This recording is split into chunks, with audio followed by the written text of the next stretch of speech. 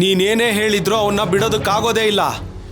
Sir, ನಮ್ಮ students ಎಲ್ಲ ಇಲ್ಲಿಗೆ ಬಂದ್ರೆ ನಿಮ್ಗೆ ಅರ್ಥ ಆಗುತ್ತೆ ಸರ್. ಅವನ್ನ ಅರೆಸ್ಟ್ ಮಾಡು ಅಂತ ಹೇಳಿದ್ದೆ ನಿಮ್ ಚಿಕ್ಕಪ್ಪ.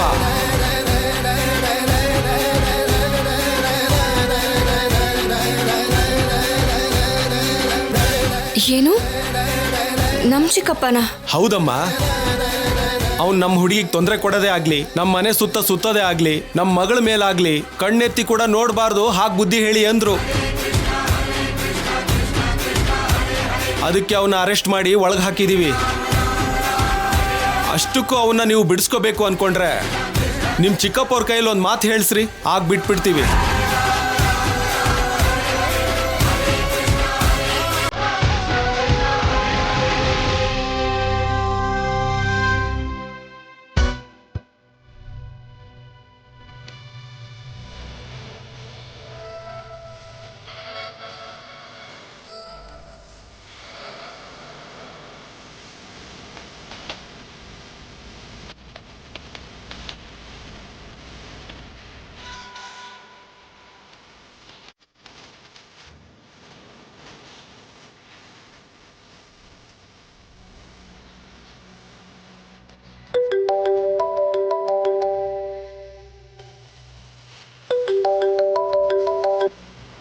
ಆದ್ಯಾ, ರಾಜಿ ಎಲ್ಲಿದ್ಯಾ? ಹಬ್ಬದ ದಿನ ನೀನ್ ಮನೇಲಿಲ್ಲ ಅಂತ ಎಲ್ಲರೂ ಕೇಳ್ತಿದ್ದಾರೆ. ನಮ್ಗೀಗ ಅದೊಂದೇ ಕಡಿಮೆ ಆಗಿರೋದು. ಆದ್ಯಾ, ಏನಾಯ್ತು ರಾಜಿ? ಯಾಕೆ ಹಾಗೆ ಮಾತಾಡ್ತಿದ್ಯಾ?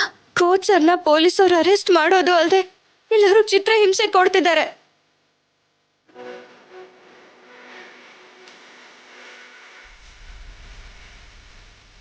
ಹೌದಾ? ನನ್ನ ಹಿಂದೆ ಬಿದ್ದು ನನಗೆ ತೊಂದರೆ ಕೊಡ್ತಿದ್ದಾರೆ. ಮನೆಗೆ ಬಂದು ನನ್ನ ಕಿಡ್ನಾಪ್ ಮಾಡಬೇಕು ಅಂತ ನೋಡ್ತಿದ್ದಾರಂತೆ. ಅವರು ಯಾಕೆ ಹೀಗೆ ಮಾಡ್ತಾರೆ? ಸರಿ, ನಾವು ನೇರವಾಗಿ ಮಾತಾಡ್ಕೊಳ್ಳೋಣ. ಮೊದಲು ನೀನು ಮನೆಗೆ ಬಂದ್ಬಿಡು. ನಾನು ಬರಲ್ಲ. ನನ್ನದು ಹೇಗೆ ಬರಲಿ? ಪೊಲೀಸ್ ಸ್ಟೇಷನಲ್ಲಿ ಇವ್ರನ್ನ ಹೀಗೆ ನೋಡಿದ್ಮೇಲೆ ನನಗೆಲ್ಲೂ ಹೋಗೋ ಮನ್ಸು ಆಗ್ತಿಲ್ಲ. ಆ SI ಕೂಡ ನಾನು ಎಷ್ಟೇ ಹೇಳಿದ್ರು ಕೇಳಿಸ್ಕೋತಿಲ್ಲ. ಕೋಚ್ ಸರ್ನ ಏನ್ ಮಾಡ್ತಾರೋ ಅಂತ ಭಯ ಆಗ್ತಾ ಇದೆ. ರಾಜಿ, ಹಾಗೆಲ್ಲ ಏನೂ ಆಗಲ್ಲ. ನೀನೇನು ಹೆದರ್ಬೇಡ. ನಾವ್ ಏನೋ ಒಂದನ್ನು ಮಾಡಿ ಅವರನ್ನ ಬಿಡಿಸೋಣ. ಅವ್ರನ್ನ ಬಿಡಿಸ್ಬೇಕು ಅಂತಂದ್ರೆ ಚಿಕ್ಕಪ್ಪನೇ ಹೇಳ್ಬೇಕಂತೆ. ಆವಾಗ್ಲೇ ಅವ್ರನ್ನ ರಿಲೀಸ್ ಮಾಡ್ತೀನಿ ಅಂತ SI ಹೇಳಿದ್ರು. ಚಿಕ್ಕಪ್ಪನ? ಚಿಕ್ಕಪ್ಪ ಹೇಳ್ಬೇಕಾ? ಯಾಕೆ? ಅವ್ರನ್ನ ಅರೆಸ್ಟ್ ಮಾಡಿಸಿರೋದು ಚಿಕ್ಕಪ್ಪನೇ ಅಲ್ವಾ?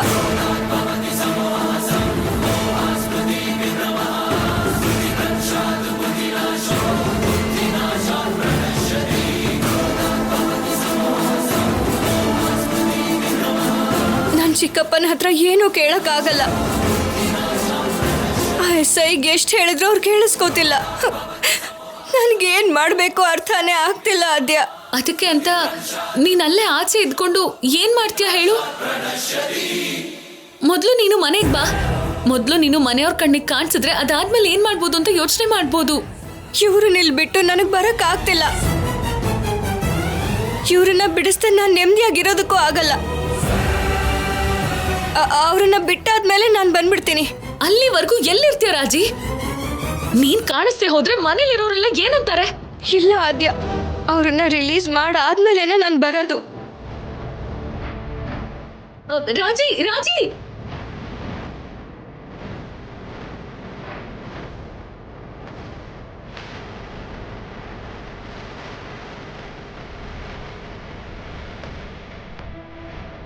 ಈ ಫಂಕ್ಷನ್ ಆಗೋವರೆಗೂ ಆದ್ಯನ ನೀನು ತಡೆದ್ರೆ ಆಮೇಲೆ ಮದುವೆ ಆಗೋವರೆಗೂ ಹೋಗದೆ ಇರೋ ಹಾಗೆ ನಾನು ತಡಿತೀನಿ.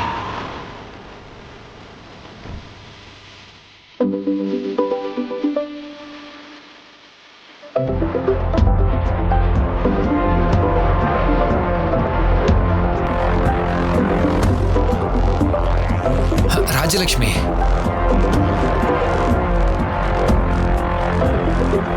ಹಲೋ ರಾಜಲಕ್ಷ್ಮಿ, ನೀನೇ ನಂಗೆ ಕಾಲ್ ಮಾಡಿರೋದಾ?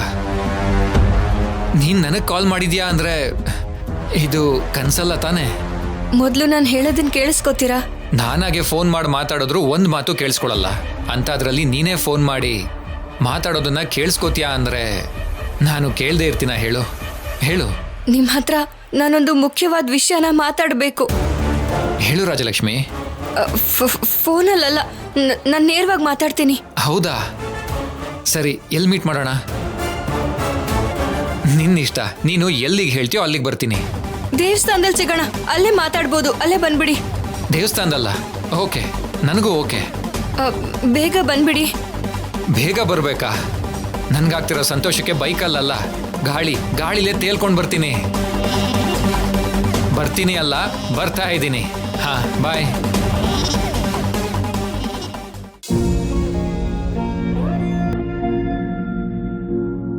ಜಾನಕಿ, ಏನ್ರಿ? ಏನೋ ಯೋಚಿಸ್ತಾ ಇರೋ ಹಾಗಿದೆ.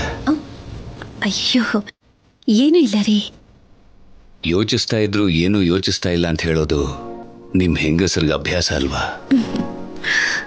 ಏನಿಲ್ಲ, ಏನೋ ಮನೆ ಕೆಲ್ಸದ ಬಗ್ಗೆ ಯೋಚನೆ ಮಾಡ್ತಿದ್ದೆ. ಹಾಗೆ ಹೇಳು. ಮನ್ಸಲ್ಲೇನು ಯೋಚಿಸ್ದೇ ಇರುವಾಗ ನೀನ್ ತಲೆ ಒರೆಸೋ ರೀತಿಗೂ, ಮನ್ಸಲ್ಲೇನು ಯೋಚಿಸ್ತಾ ತಲೆ ಒರೆಸೋ ರೀತಿಗೂ ವ್ಯತ್ಯಾಸ ಹೇಗಿರುತ್ತೆ ಅಂತ ಗೊತ್ತಾ? ತಲೆ ಒರೆಸೋ ರೀತಿಲಿ ಕೂಡ ನಿಮ್ಗೆಲ್ಲ ಅರ್ಥ ಆಗುತ್ತಾ?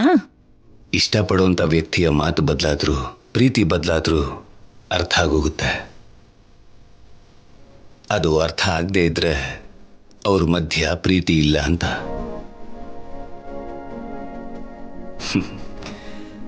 ಹೌದು, ರಾಜಲಕ್ಷ್ಮಿಯಲ್ಲಿ ಮನೇಲೆಲ್ಲೂ ಕಾಣಿಸ್ಲಿಲ್ಲ. ದೇವಸ್ಥಾನಕ್ಕೆ ಹೋಗ್ತೀನಿ ಅಂತ ಹೇಳಿದ್ಲು. ದೇವಸ್ಥಾನಕ್ಕೆ ಹೋದ್ಲ? ಆದ್ಯ ಮತ್ತೆ ರಾಜಲಕ್ಷ್ಮಿ ಜೊತೆಲೇ ಹೋಗಿದಾರ? ಇಲ್ಲ ರೀ, ರಾಜಿ ಒಬ್ಳೇ ಹೋಗಿರೋದು. ಒಬ್ಳೇ ಹೋಗಿದಾಳ? ಅದೇನು, ಆದ್ಯ ಇಲ್ದೇನೆ ಒಂಟಿಯಾಗಿ ಎಲ್ಲೂ ಹೋಗಲ್ಲ ಅಲ್ವಾ? ಹಾಗೆ ಹೋಗೋದಿಲ್ಲ, ಆದ್ರೆ ಇವತ್ತ್ಯಾಕೋ ಒಬ್ಳೇ ದೇವಸ್ಥಾನಕ್ಕೆ ಹೋದ್ಲು. ರಾಜಿ ಹೊರಗಡೆಗೆ ಹೋಗಿದ್ದಾಳೆ ಅಂದ್ರೆ ಆದ್ಯ ಕೂಡ ಹೋಗಿದ್ದಾಳ ಅಂತ ಕೇಳ್ತಿದೀವಿ ಅಂದ್ರೆ ಆದ್ಯ ಇದ್ರೆ ನಮಗೊಂದು ಧೈರ್ಯ ಅಂತ ಹೇಳ್ದಂಗೆ ತಾನೆ. ನಿಜ ಹೇಳ್ಬೇಕಂದ್ರೆ ರಾಜಿ ವಿಷಯದಲ್ಲಿ ಆದ್ಯ ಕೂಡ ತುಂಬಾ ಜವಾಬ್ದಾರಿಯಿಂದಿರ್ತಾಳೆ. ಎಷ್ಟು ಜವಾಬ್ದಾರಿಯಿಂದಿರ್ತಾಳೆ ಅನ್ನೋದಕ್ಕೆ ರಾಜಲಕ್ಷ್ಮಿಲಾಗಿರೋ ಬದಲಾವಣೆನೇ ಸಾಕ್ಷಿ. ಹೌದು ರೀ.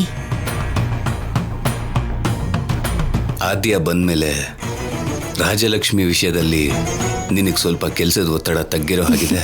ಹೌದು ರೀ. ಇದಕ್ ಮೊದಲು ಪ್ರತಿ ದಿವಸನೂ ನಂಗೆ ಹೇಳ್ತಿದ್ಲು, ಏನ್ ಮಾಡ್ಬೇಕು ಅನ್ನೋದನ್ನು ಕೂಡ ಕೇಳ್ತಿದ್ಲು. ಆದ್ಯ ಬಂದ ಮೇಲೆ ಅವಳೇ ಮಾಡ್ತಿದ್ದಾಳೆ. ಇಬ್ರು ಸೇರ್ಕೊಂಡು ಎಲ್ಲ ಕೆಲ್ಸಗಳನ್ನು ಒಟ್ಟಿಗೆ ನೋಡ್ಕೋತಾರೆ. ಅವ್ರು ಯಾವಾಗ್ಲೂ ಹಾಗಿದ್ರೆ ಸಾಕು. ಅದ್ ಸರಿ, ಈ ಹೊಸ ಜೋಡಿ ಹೇಗಿದ್ದಾರೆ?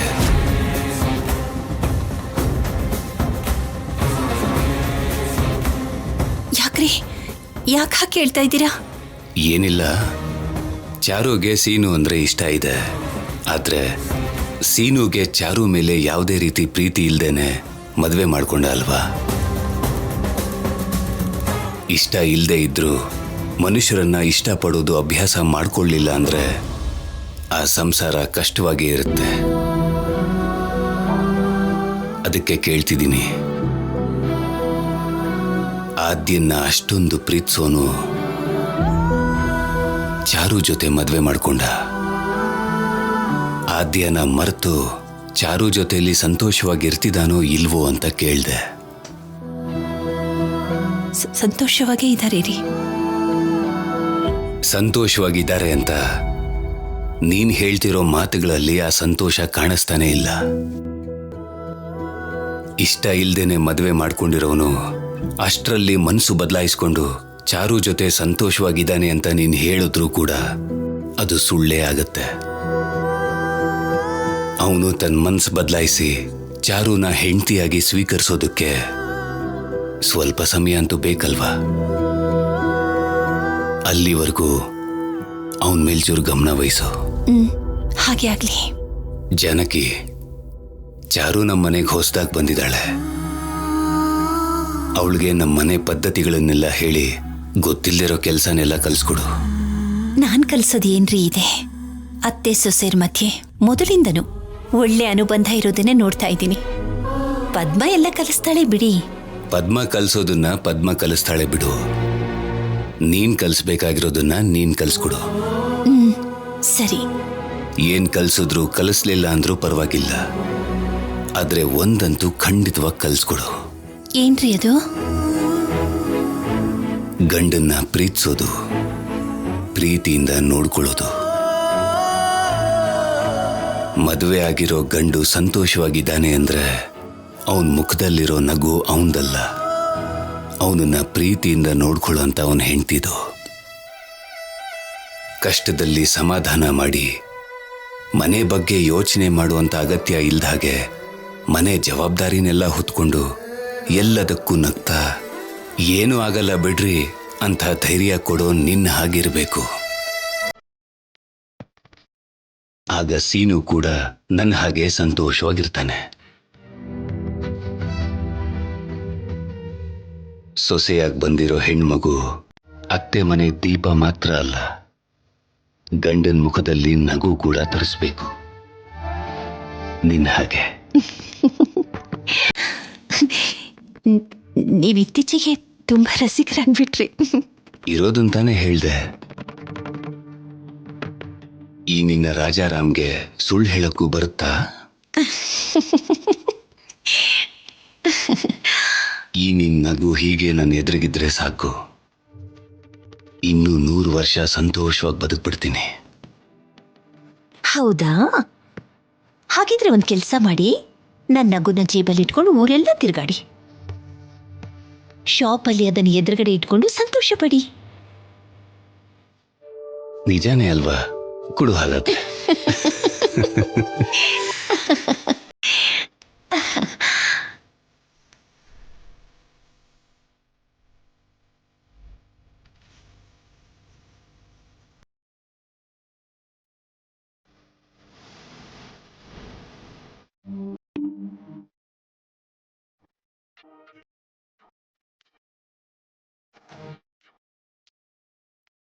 ಅತ್ಗೆ, ರಂಗೋಲಿನ ಚಾರು ಹಾಕಿದ್ಲು ಅಂತ ನಂಬಿಸೋದಕ್ಕೆ ಅವಳ ಮುಖಕ್ಕೆ ರಂಗೋಲಿ ಪುಡಿ ಹಚ್ದೆ. ಪಾತ್ರೆ ತೊಳೆದ್ಲು ಅಂತ ಹೇಳೋದಕ್ಕೆ ಮಸಿ ಹಚ್ತೀನಿ ಅಂತ ಹೇಳ್ದೆ. ಮತ್ತೆ ಚಾರುನೇ ಈ ಪ್ರಸಾದ ಮಾಡಿದಾಳೆ ಅನ್ನೋದಕ್ಕೆ ಏನ್ ಮಾಡ್ತೀಯಾ? ಇನ್ನೇನ್ ಮೆತ್ಲಿ, ಅದನ್ನೇ ಮೆತ್ತೀನಿ. ಇಂಥ ಅನುಮಾನಗಳು ಚೆನ್ನಾಗಿ ಬರುತ್ತೆ ನಿನ್ಗೆ. ನೋಡವಳನ್ನ, ನಾವಿಲ್ ಪ್ರಸಾದ ಮಾಡ್ತಿದ್ರೆ ಹೇಗ್ ಮಾಡೋದು ಅಂತ ನೋಡೋದನ್ ಬಿಟ್ಟು ಮಾವಿನಕಾಯಿ ತಿಂತಾ ಇದ್ದಾಳೆ. ಮತ್ತೇನ್ ಮಾಡ್ಲಿ, ನಂಗ್ ಬರಲ್ವಲ್ಲ.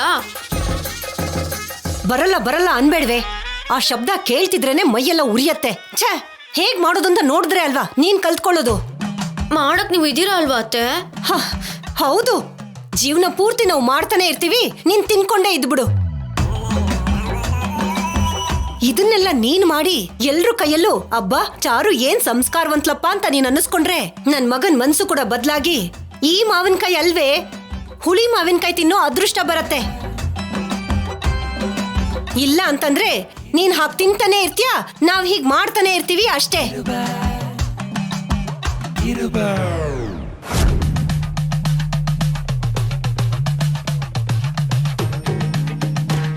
ಅತ್ಗೆ, ಆ ಜಾನ್ಕಿ ಅಕ್ಕ ಬರ್ತಿದ್ದಾರೆ. ಅಯ್ಯಯ್ಯೋ,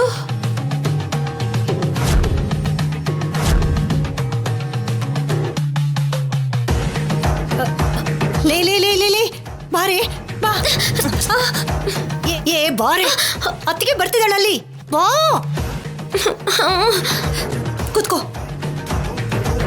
ಕುಯ್ಯಿ ಕುಯ್ಯಿ ಕುಯ್ಯೇ. ಹೇಗ್ ಮಾಡೋದು? ಇದನ್ ಕೈಯಲ್ಲಿ ಹಿಡ್ಕೊಂಡು ಕುಯ್ಯಿ. ಪಾರ್ವತಿ ಎದ್ದೇಳು ಎದ್ದೇಳು, ನಿಂತ್ಕೋ.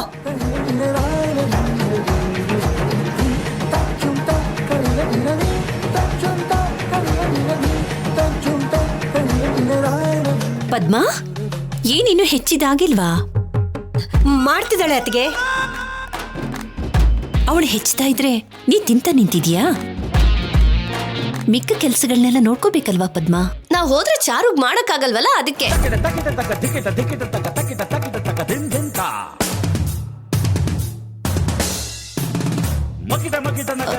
ಏನಂದೆ? ಅದೇ ಅತ್ತಿಗೆ, ನಮ್ಮನೇಲಿ ಹೊಸದಾಗಿ ಮಾಡ್ತಿದ್ದಾಳಲ್ಲ, ಪಕ್ಕದಲ್ಲಿ ಯಾರು ಇಲ್ಲ ಅಂತಂದ್ರೆ ಮಾಡಕ್ ಆಗಲ್ಲ ಅಂತ ಹೇಳ್ತಿದ್ದಾಳೆ. ಪರವಾಗಿಲ್ಲ ಪಾರ್ವತಿ, ಇವಳು ಮಾಡ್ತಾಳೆ. ಚಾರು ಬೇಗ ಹೆಚ್ಚಿಬಿಡಮ್ಮ. ಆಗ್ಲಿ ದೊಡ್ಡಮ್ಮ. ಮೊದಲನೇ ಸಲ ಈ ಮನೇಲಿ ಎಲ್ರೂ ನಿನ್ ಕೈಯಿಂದ ಪ್ರಸಾದ ತಿನ್ಬೇಕು ಅಂತಿದ್ದಾರೆ. ಆಹಾ, ಆಗ್ಲಿ ಆಗ್ಲಿ. ಪದ್ಮ ನೀನ್ ಬಾ, ನನ್ ಜೊತೆಲಿ ತುಂಬಾ ಕೆಲಸ ಇದೆ. ಬಂದೆ. ನಿನ್ನ ಇಲ್ಲೋಡೆ, ಇದು ಅದು ಇದು ಎಲ್ಲ ಒಟ್ಟಿಗೆ ಮಿಕ್ಸ್ ಮಾಡ್ಬೇಕು. ಅದೆಲ್ಲ ಹೆಚ್ಚು ಕಮ್ಮಿ ಆದ್ರೆ ನನ್ ಕುತ್ಕೆ ಇಸಕ್ ಬಿಡ್ತಾರೆ. ಪಾರ್ವತಿ, ಮಾಡೆ ನೀನ್ ಬಾ.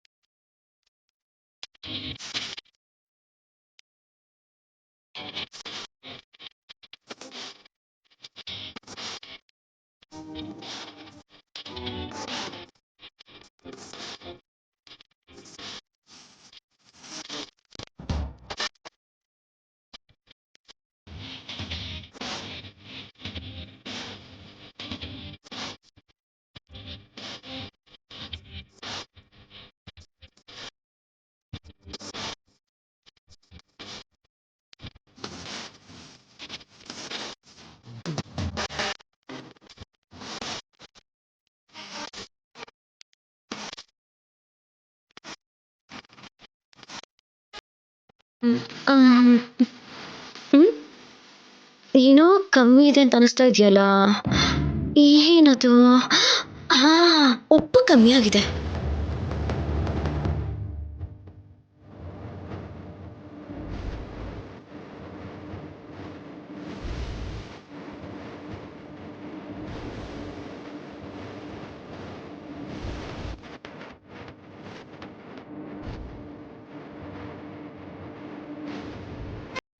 ಯುಗಾದಿ ಪ್ರಸಾದದಲ್ಲಿ ಉಪ್ಪು ಅಂದ್ಕೊಂಡು ಗಮೆಕ್ಸ್ ಪೌಡರ್ ಮಿಕ್ಸ್ ಮಾಡ್ತಿದ್ದಾಳೆ. ಚಾರು, ಹಾಕ್ಲಿ ಬಿಡು, ನಮ್ಮಮ್ಮ ಎಲ್ಲರ ಮುಂದೆ ಹೊಗಳ್ತಾರಲ್ಲ, ಚಾರು ಬುದ್ಧಿ ಎಲ್ಲರಿಗೂ ಗೊತ್ತಾಗ್ಲಿ. ಪಾಪ ಸೀನು. ಅವಳನ್ ಪಾಪ ಅನ್ಕೊಂಡೆ ನಾವ್ ಹೀಗಿರೋದು.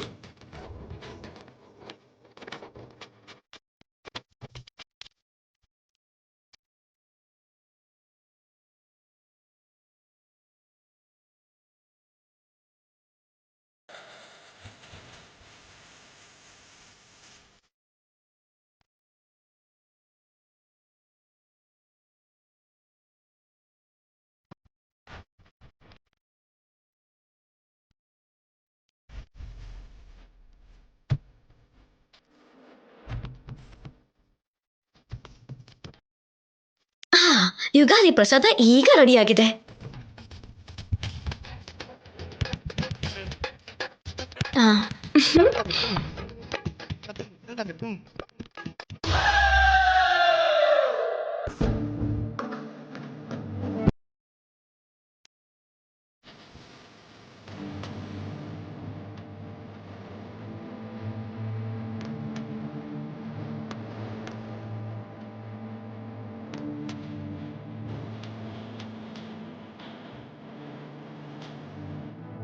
ಏನದ್ಕೆ ಇನ್ನು ಯುಗಾದಿ ಪ್ರಸಾದ ಆಗಿಲ್ವಾ? ಚಾರು ಮಾಡ್ತಾ ಇದ್ದಾಳಲ್ವಾ, ಸ್ವಲ್ಪ ತಡ ಆಗುತ್ತೆ, ಇನ್ನೇನ್ ತಂದ್ಬಿಡ್ತಾಳೆ. ನೀವೆಲ್ರೂ ಅವಳನ್ನ ಮೆಚ್ಕೋಬೇಕಲ್ಲ, ಅದಕ್ಕೆ ಪಾಪ ಕಷ್ಟಪಟ್ಟು ಮಾಡ್ತಾ ಇದ್ದಾಳೆ. ಹಾ ಹೌದು ರೀ, ತುಂಬಾ ಚೆನ್ನಾಗಿ ಮಾಡ್ತಿದ್ದಾಳೆ.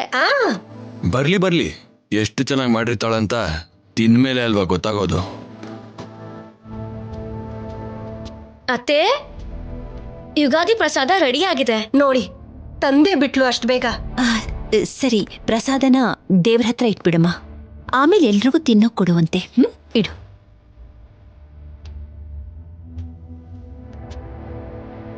ನೋಡು, ಮೊದಲು ದೀಪ ಹಚ್ಚು. ಬಾಮ್ಮ.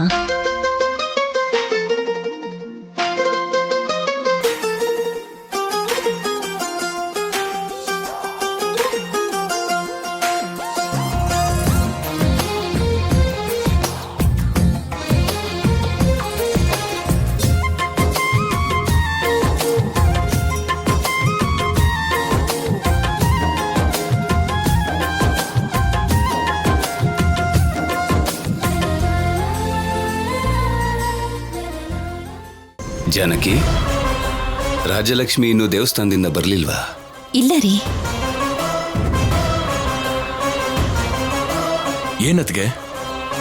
ರಾಜಲಕ್ಷ್ಮಿ ದೇವಸ್ಥಾನಕ್ಕೆ ಹೋಗಿದ್ದಾಳ? ಹೌದು ಶಿವರಾಜು. ದೇವಸ್ಥಾನಕ್ಕೆ ಹೋಗಿ ಇಷ್ಟೊತ್ತಾದ್ರೂ ಯಾಕೆ ಬಂದಿಲ್ಲ? ಹಬ್ಬ ಅಲ್ವಾ, ದೇವಸ್ಥಾನದ ಹತ್ರ ಜನ ತುಂಬಾ ಇದಾರೇನೋ ದೊಡ್ಡಪ್ಪ. ದೇವಸ್ಥಾನಕ್ಕೆ ತಾನೇ ಹೋಗಿರೋದು, ಪೂಜೆ ಮುಗಿಸ್ಕೊಂಡು ಬರ್ತಾಳೆ ಬಿಡಿ. ನಾವು ಪೂಜೆ ಶುರು ಮಾಡೋಣ ಅಣ್ಣ. ನೀವು ಪೂಜೆ ಶುರು ಮಾಡ್ಕೊಳ್ರಮ್ಮ. ಸೀನು, ನೀವಿಬ್ರು ಹೊಸ ಜೋಡಿ ಆಗಿರೋದ್ರಿಂದ ಇವತ್ತು ಪೂಜೆನ ಮೊದಲು ನೀವಿಬ್ರೇ ಶುರು ಮಾಡಿ. ಚಾರು, ಹೋಗಮ್ಮ, ಹೋಗು. ಸೀನು, ನಿಮ್ಮಮ್ಮ ಹೇಳ್ದ ಹಾಗೆ ನೀವಿಬ್ರು ಪೂಜೆನ ಶುರು ಮಾಡಿ. ಕೂತ್ಕೊಳ್ಳಿ. ಕೂತ್ಕೊಳ್ಳೋ.